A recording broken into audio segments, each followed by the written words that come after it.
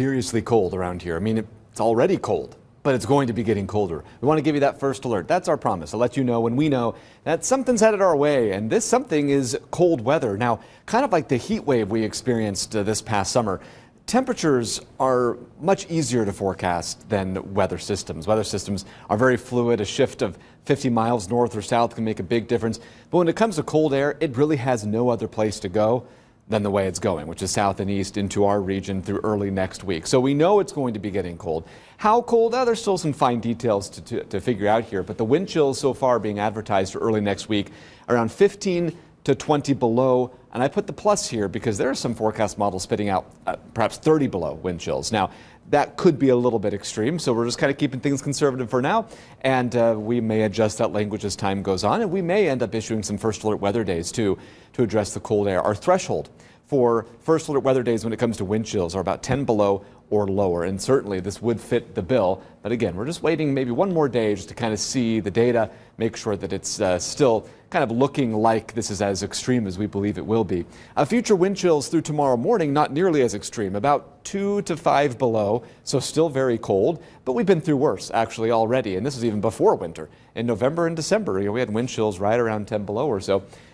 By the middle of the day, wind chills will be in the single digits, so not really a lot of relief by the middle of the day, with wind chills back to about 5 or 10 below by Wednesday morning. Now, we are tracking a little clipper system too. We don't want the wind chills to overshadow the fact that a little more snow is coming.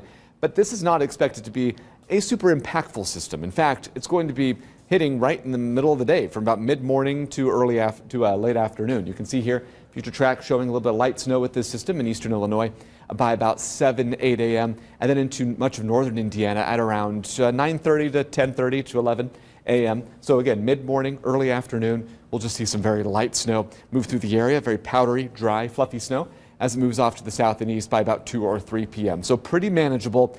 Could still get a little slippery in spots. That just depends on whether or not this system kind of breaks up in kind of a more shower variety like we're seeing here on Future Track. If it ends up being very consistent, very steady for a pretty long period of time, several hours, there could be a little bit of accumulation on the roads that kind of get started. But with this happening again early in the day, it should be pretty manageable, particularly by the time the evening commute comes around. So we're not expecting a repeat by any means of what was happened this past Friday. Future Track snowfall, shows snowfall amounts at around a half an inch or so for most individuals. We don't really expect there's going to be too many reports of an inch or more. And taking a look at the weekend, especially to start the weekend, early Saturday morning could have a mix of rain and snow. Temperatures appear to be above freezing heading into Saturday.